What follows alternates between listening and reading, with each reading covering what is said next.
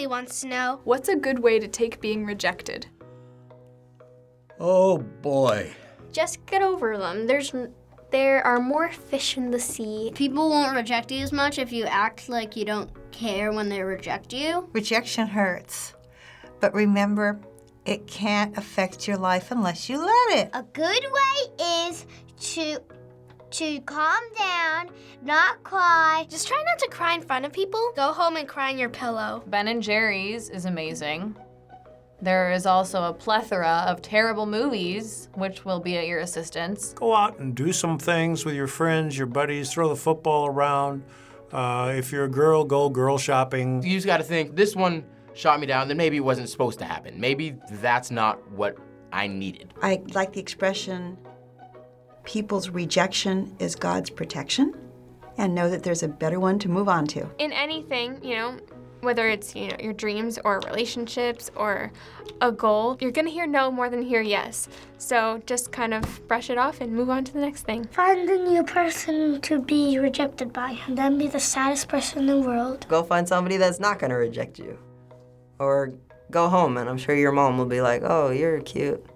I don't know if she'll mean it, but I'm sure she'll tell you it. Cat-loving Claire Thee, I love cats too, asks, My favorite character died. What do I do? Oh, that's sad. Have a nice funeral for it and go on. This is Game of Thrones, don't have a favorite character, because they die a lot. You just go back,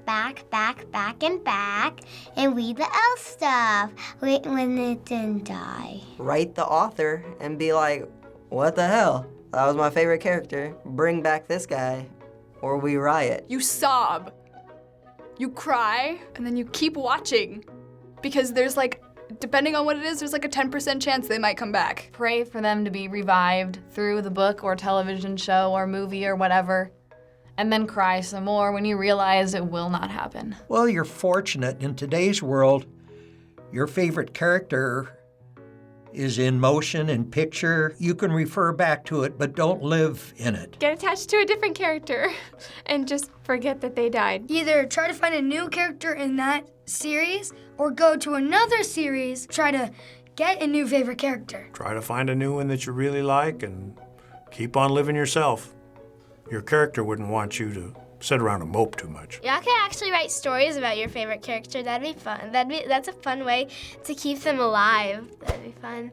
I just thought of that. That's cool. I want to try that. Anthony O'Neill says, How do you work up to your dream job? To find a dream job, go to college. Go to college, go to graduate school. Eventually, maybe, hopefully one day, you will get your dream job. Be nice, be respectful, be a hard worker, and in time, you'll get there. You do very good work. Always strive for excellence. you should first start out working at a McDonald's or something until you have enough money to get what you need and what you feel like you need for that job. It depends on your dream job. If you want to be a therapist, you have to start slowly theraping people, slowly build up to it and get to smaller jobs up to the bigger ones. If it's something you can practice for, practice, man. Practice makes perfect. Just try to do little things to lead up to your dream job so that you have training so that you qualify for it. Your first job has to have the same skill set as your dream job, because once you get better at that job, you'll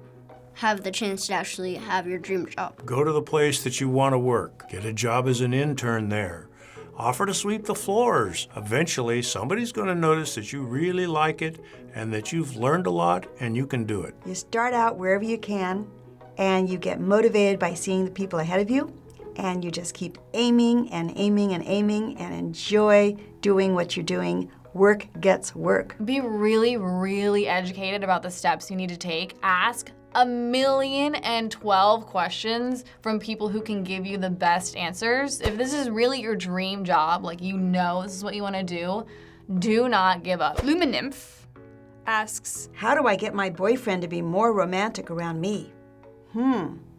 Good question. I honestly have no idea, but just know in your mind that usually boys are stupid. You can't really control that. It's sort of all him. Usually that's not a problem. Most women want to know how to get them to keep their hands off of them. Watch a lot of chick flicks with him.